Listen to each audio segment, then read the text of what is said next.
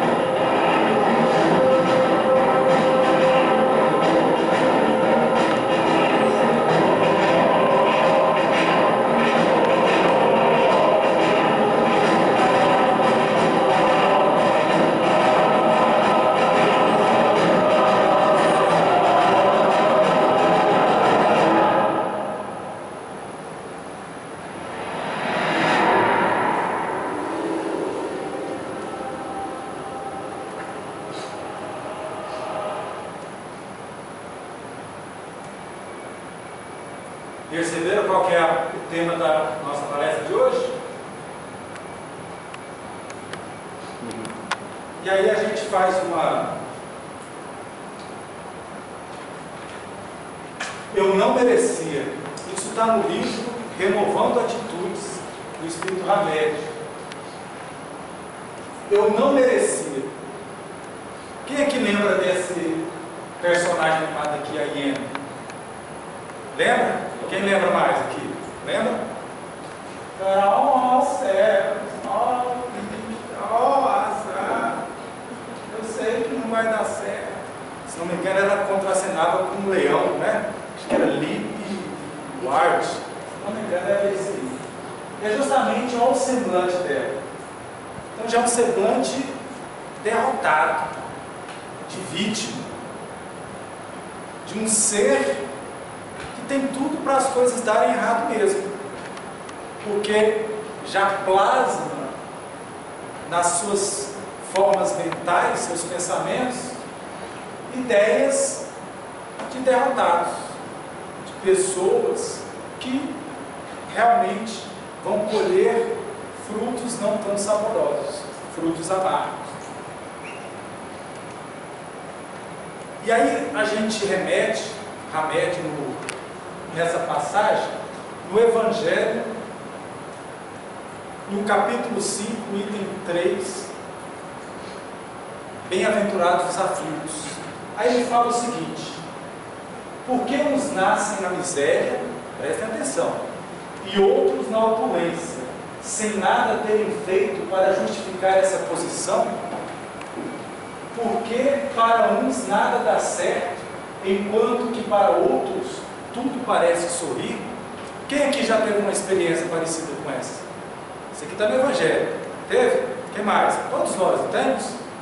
Aqueles momentos, falando, poxa, mas o vizinho ali só faz treta, só faz coisa ruim, e tudo parece sorrir para ele. Enquanto para mim, que tento seguir os mandamentos do Evangelho, os ensinamentos de Jesus, a vida parece pesada demais. Aí bate a tristeza, bate o desânimo, a melancolia, e é onde a gente fraqueja. E a gente vai entender o porquê que isso acontece em nosso mundo atual. E aí a gente vê aqui praticamente uma mendiga, olha o cachorro, coitado, puloso, puxando um carrinho cheio de bugiganga, né, de traia, que sai pegando pelas ruas. Enquanto parece que uma pessoa bem sucedida, um empresário, com um carrinho abarrotado de mantimentos, de alimentos. Então essas desigualdades é que fazem com que muitos de nós passamos a refletir sobre o porquê que isso acontece. E aí a gente vai mais adiante. Nesse mesmo capítulo 5, item 3. As vicissitudes da vida, ou seja, as mazelas, têm, pois, uma causa. Tem uma origem, tem uma fonte ali que ocasiona isso. E uma vez que Deus é justo, essa causa deve ser justa. Vocês entenderam esse raciocínio? Por mais que a gente não compreenda o porquê que isso acontece, e isso acontece porque tem uma causa, e essa causa sempre tem um respaldo divino de Deus, e Deus sendo justo, essa causa também é justa. Nós só não entendemos ainda essa justiça.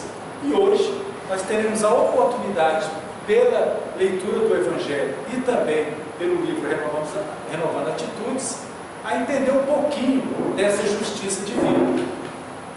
Eis do que cada um deve compenetrar bem. Então está no Evangelho segundo o Espiritismo, no capítulo 5. E nesse capítulo vai falar das bem-aventuranças.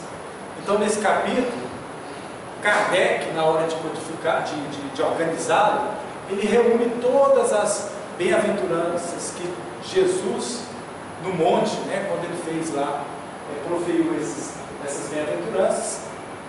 Kardec resumiu isso tudo como os aflitos, aqueles que sofrem, aqueles que choram, aqueles que têm sede de justiça, aqueles que devem ser mansos e pacíficos. Então ele resumiu todas as bem-aventuranças nesse capítulo 5. E lá vai explicar o porquê que Jesus prometeu, dentro dessas bem-aventuranças, após o sofrimento, a felicidade. E aí a gente vai parar para pensar, como assim? Eu vou sofrer para merecer ser feliz? Infelizmente, a gente tem dois caminhos que Deus, quando nos concedeu, lá no início, quando fomos criados simples e ignorantes, Ele deu um caminho que seria a volta nossa para o Pai, como na parábola do filho pródigo. Nascemos com a essência divina, mas deveríamos experimentar na carne, nas reencarnações, na matéria e também do lado espiritual, as provações e expiações necessárias para essa nossa volta ao Pai, ao Criador.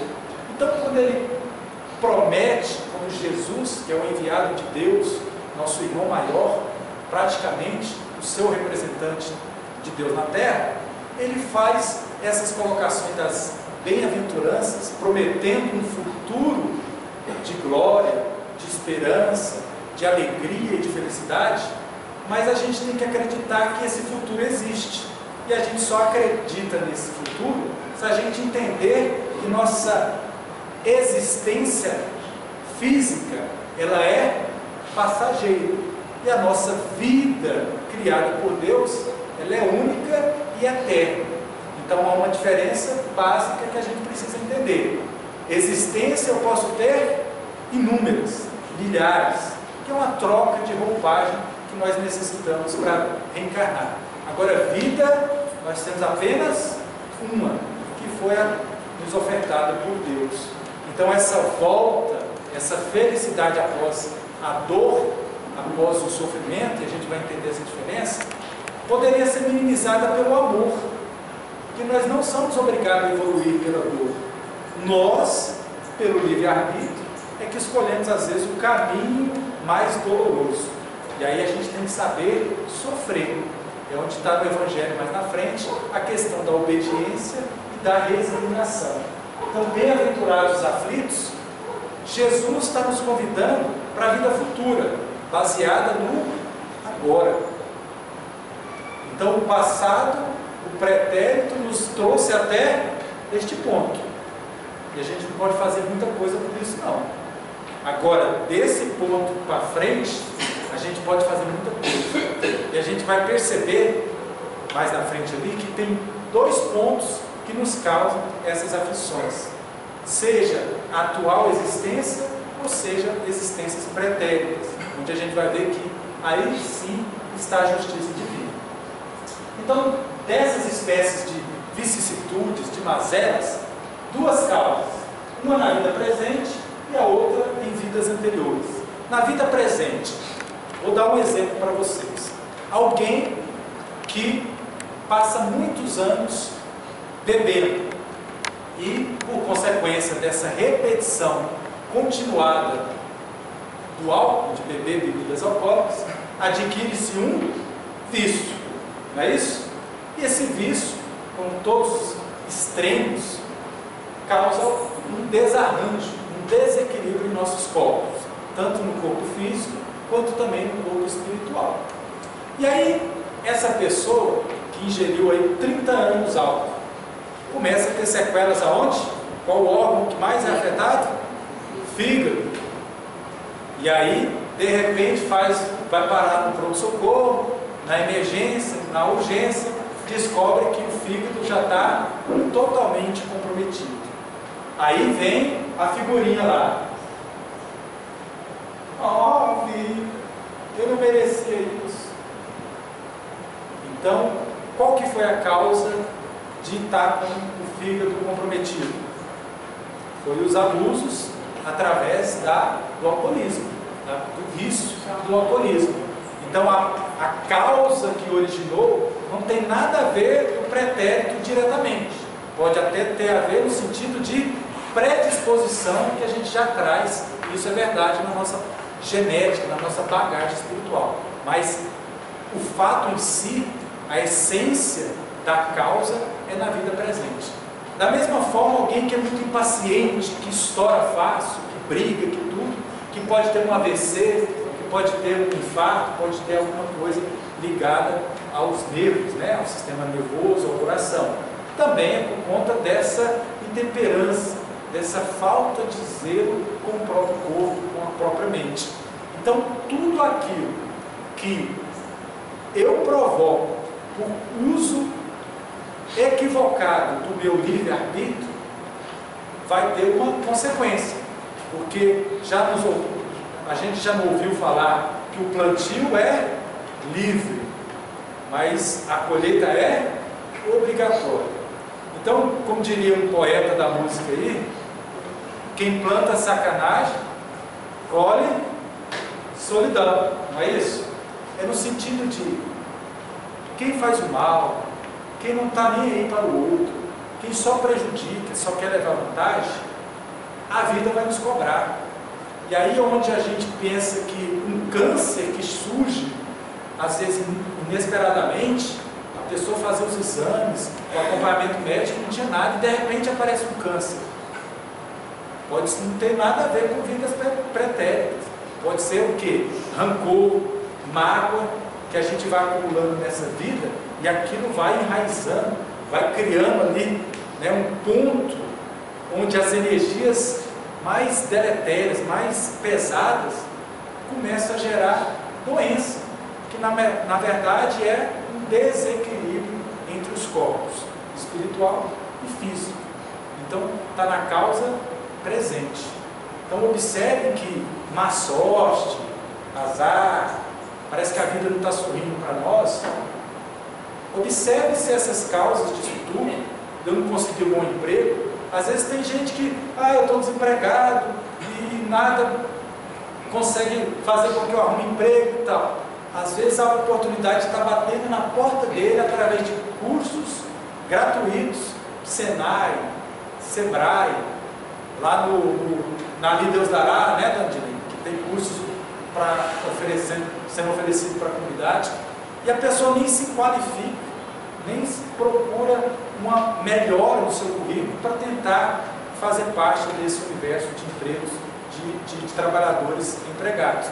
Então a pessoa tem que fazer essa autoanálise para saber o porquê que não está dando certo as coisas. E aí pode ser também fatores obsessivos, que junta tudo a essa nossa predisposição de que a vida não vai dar certo, e aí a espiritualidade que não quer que a gente progrida, ela vai se ligar a cada um de nós e vai fazer o trabalhinho dela, que é fazer sugestão. Você não presta mesmo, não, para que você vai procurar emprego hoje? Fica aí dormindo. O governo tem a obrigação de te sustentar, de te dar um Bolsa Família, de te dar um Bolsa Escola, não precisa preocupar não, calma que as coisas não caem. E aí a pessoa vai naquela comodidade. E aí tem a questão das vidas anteriores. E aí a gente não tem controle, ou não tem a lembrança, pela graça divina do esquecimento do passado, que poderia mais nos prejudicar do que fazer bem, a gente não tem noção da bagagem espiritual que a gente carrega, dos vícios que nós cometemos em outras existências, da maldade que existe em nós. se a gente nasceu simples e ignorante, ou seja, simples no sentido de pureza, de não é complexo o nosso nascimento, a nossa criação. Ignorante porque a gente ainda não tinha conhecimentos que nos seriam necessários. Essas experiências é que vêm fazer com que a gente adquira através das provações e expiações. E como eu não sei, pode, através dos ensinos evangélicos, do que nos ensina os Espíritos, nos dar um rumo. Alguém que foi muito mal com as pessoas no passado, um imperador, por exemplo, que ao invés de usar o poder para o povo, para o bem do povo, trazendo uma vida social mais digna, do ponto de vista econômico, alimentação, abrigo, ele fazia o contrário. Ele escravizava, ele matava, ele tirava proveito daquela situação dos subalternos para oprimir, para ofender, para fazer maldade. Possivelmente, pela lei de causa e efeito, o próprio universo, a própria consciência desse imperador, vai fazer com que ele busque novas encarnações baseada na humildade, no sentido de ele vai ter pouquíssimos recursos para usufruir, no sentido de alimentação, de pessoas para zelar dele, ele vai ter doenças, porque ele precisa experimentar o outro lado, que é daquelas pessoas que precisam ser amparadas, ser atendidas. E aí o orgulho, a vaidade de outrora passa a ser, se for bem administrado, um recurso benéfico para aquele ser.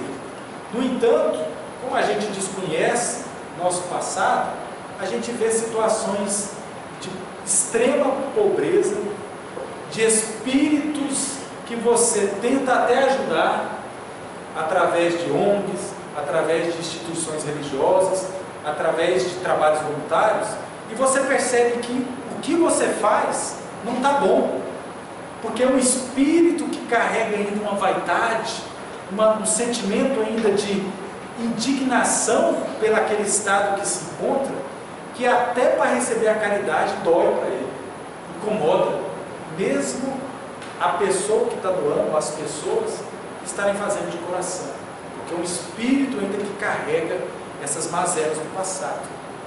Então, pessoas que abusaram da saúde, fazendo exageros, muita comida, muita bebida, extravagâncias diversas, chegam numa reencarnação sucessiva com o corpo debilitado, mas não porque Deus castiga, porque Deus é mau, não, pelo processo natural de causa e efeito, de lei de ação e reação.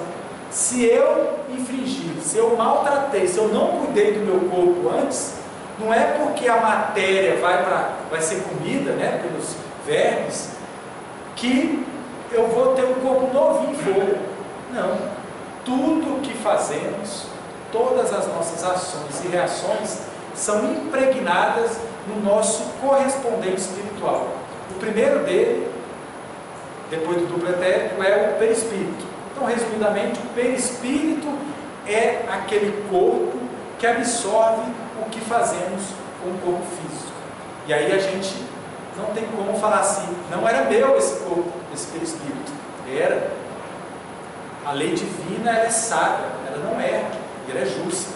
Então você carrega essas experiências da mesma forma que aquela pessoa que fez bom uso do seu aparelho físico também vai refletir no seu corpo perispiritual. Um exemplo, um espírito que encarnado estava com, por exemplo, alguma paralisia dos membros, por exemplo, superiores, os braços atrofiados, e ele foi uma pessoa que se esforçou para ser melhor, trabalhou pelo outro, possivelmente terá reconstituído no seu perispírito a formação natural dos seus braços. Olha que interessante isso. Então, a lei vale para os dois lados.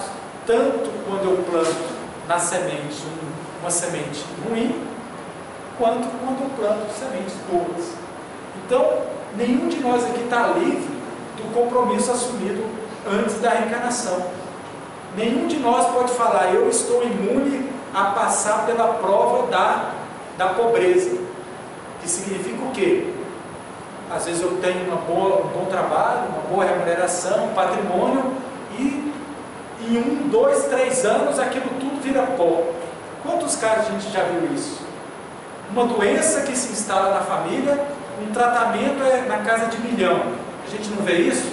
Campanhas no Facebook, porque o tratamento de um órgão, de uma criança, de um jovem, só é feito às vezes no exterior e custa mais de 1 milhão. Então você tem que se desfazer dos seus bens, que às vezes você levou 40, 50 anos para adquirir. Então verdadeiras fortunas podem simplesmente deixar de existir por uma questão de planejamento encarnatório. Aquilo estava escrito, pré-determinado, quando a gente fez o compromisso. Foi uma escolha minha. Cada um de nós escolhe as suas provações. Raríssimas as exceções que isso não ocorre. Ou quando o espírito não tem condição de definir a melhor provação para ele, aí os mentores tomam essa tarefa, ou naqueles casos compulsórios, onde espíritos, já que não querem reencarnar, já estão há muito tempo na espiritualidade, por medo de caírem novamente, são diretamente colocados aqui para reencarnar e tem um planejamento feito pelos seus mentores. Então foi cada um de nós aqui escolhe a tarefa. Então a gente não sabe se vem uma doença grave, se vai ter uma perda do ente querido que a gente não estava programado, ou a gente programa um filho desencarnar antes dos pais. Parece uma lei antinatural, não parece? O natural é os pais enterram, ou os filhos enterram seus pais. Quando essa lógica se inverte do ponto de vista físico, a gente entra em crise. Se a gente não tem uma bagagem espiritual, compreende essa justiça divina, a gente entra em parafuso. A gente quer desistir também da vida. E aí é onde Jesus vem nos acalentar, prometendo essa vida futura, esse reencontro. Então, Chico Xavier, por exemplo, qual foi uma das suas missões mais bonitas? Trazer o consolo através das cartas, principalmente das mães, chorosas, tristes, que, por saudade dos seus filhos que partiram, também praticamente tinham desistido da vida. Aí uma carta com a identificação, com pormenores, detalhes que só aquela mãe sabia, traz de volta aquela esperança de que em breve, um dia, aquela família estará de volta novamente. Então isso é que faz a gente entender. Então esse eu não merecia é fruto disso aqui, ó. A tendência em acusar a vida, as pessoas, a sociedade, o mundo, enfim, é tão antiga quanto o gênero humano.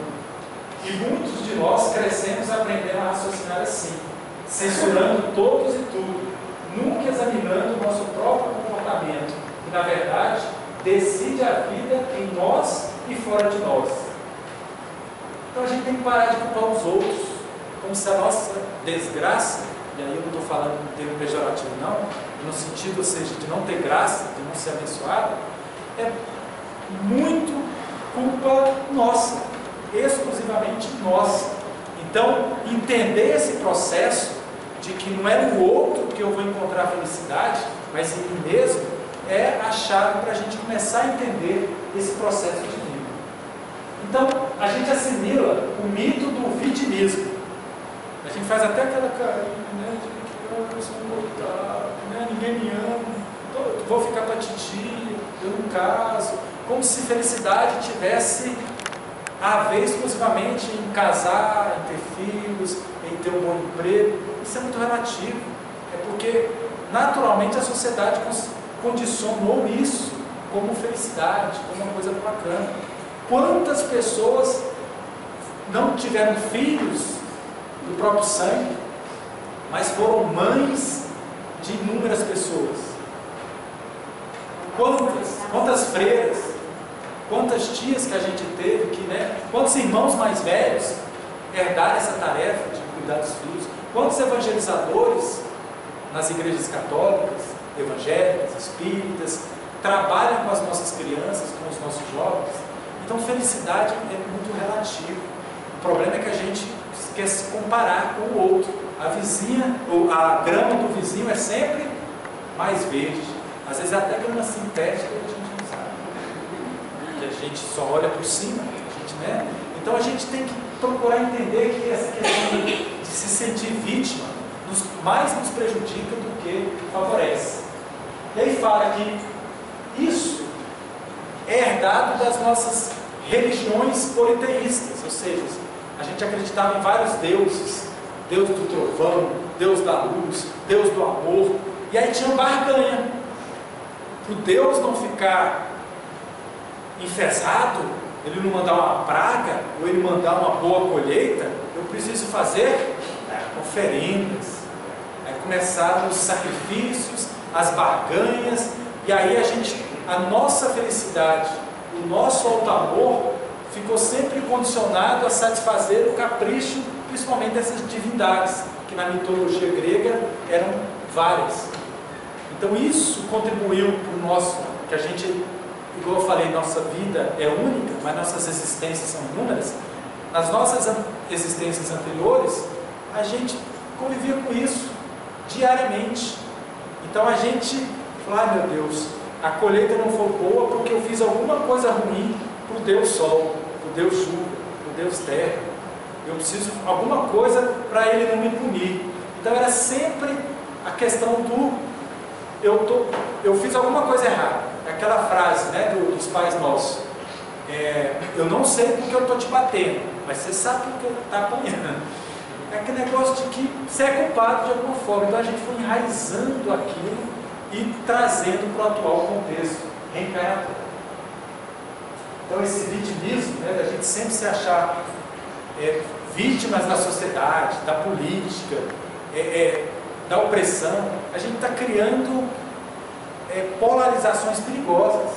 É o grupo das feministas, né, que tem as extremistas. As mulheres têm conseguido tanta coisa boa, mas quando uma mulher ela protesta nua, ela está mandando um recado totalmente contrário do que as outras que vêm trabalhando essa erotização, né, desnecessária. Ela vai no contraponto. Quando o homem que luta por, né, devemos trabalhar pelo mais pobre, pelos desfavorecidos, e a gente quer atacar uma concessionária de carros, quebrar, a gente também está usando as ferramentas equivocadas com isso. Então, esses extremos têm nos atrapalhado muito. E a Inquisição foi isso. A Inquisição teve um discurso de que era em nome da Santa Madre Igreja, em nome de Deus. Na verdade, era um engodo para os caprichos humanos. Então, a todo momento, nós estamos dando desculpa das nossas falhas, dos nossos equívocos, menosprezando o outro. Então, a gente aponta o dedo para o outro, sendo duro, né? Nossa mão pesa para cobrar do outro, e no nosso caso, a gente abranca. A gente, mas eu faço isso porque eu estou desempregado, eu roubei porque eu estou desempregado. É desculpa, com todo respeito. Nem que vai pedir lá no semáforo, vai para uma ONG tomar soco, vem para o centro espírita. Não é caráter, não é medido por você ter dinheiro ou falta de dinheiro. Então essas coisas, esse vitimismo, tem preocupado muito a sociedade nesse progresso que já deveria estar mais acelerado.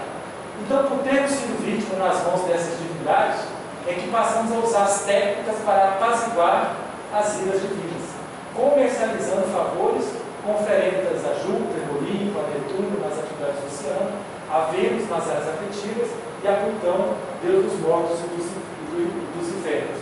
Então é como se fosse um Deus vingativo, ou deuses, né, no politeísmo, eram vários, que vai castigando a bel prazer a humanidade. E a gente sabe que isso não existe. Que Deus é amoroso, Ele é soberanamente justo e bom. Então, se Ele é soberanamente justo e bom, tudo está certo. Então, alguma coisa que está errada é por falta de compreensão nossa. Então, aquela ignorância que a gente nasceu com ela lá na criação, no início, se a gente não mudar isso, a gente vai continuar se distanciando do Criador, do Pai, como o filho pródigo, que prefere ficar lá ainda mendigando do que se desculpar ou pedir perdão para o Pai e voltar para casa. Então esse processo de pedir perdão, de se arrepender e não pecar mais, que Jesus sempre colocou, ainda nos incomoda. Dar o braço a torcer dói. Quem aqui é casado sabe. Por mais que o companheiro esteja certo, a gente faz aquela colocação: se eu der razão para ele, eu não vou aguentar mais. Ele vai ficar me lembrando isso o tempo todo.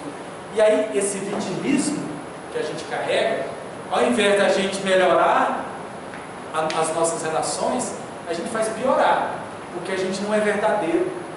A gente põe um verniz, uma máscara, e aí a gente não faz aquilo que deveria, que é se despir, mostrar como eu sou. Na parábola do filho pródigo, ele não preferia até a lavagem dos porcos. Mas até quando a gente vai preferir lavagem? Se a gente parar para observar, por que porco come lavagem? Porque a gente dá lavagem para o porco. Se a gente dá carne assada, arroz feito na hora, uma verdurinha, ele vai comer mais satisfeito. Mas é porque o porco acostumou a comer lavagem. Fazendo essa analogia com a gente, nós nos acostumamos a ser vítimas, a sofrer por sofrer, e não sofrer do ponto de vista de aproveitar a oportunidade para ser resignado e obediente às leis de Deus. Então o sofrimento pelo sofrimento não leva ninguém, não faz a gente progredir. Agora o sofrimento pautado em aquilo vai me fortalecer, como na passagem da borboleta, né, no casulo, que precisa se debater um bom tempo para a musculatura ficar adequada, para a hora que ela se transformar em uma borboleta, ela conseguir voar. Então é necessário essas experiências, são necessárias.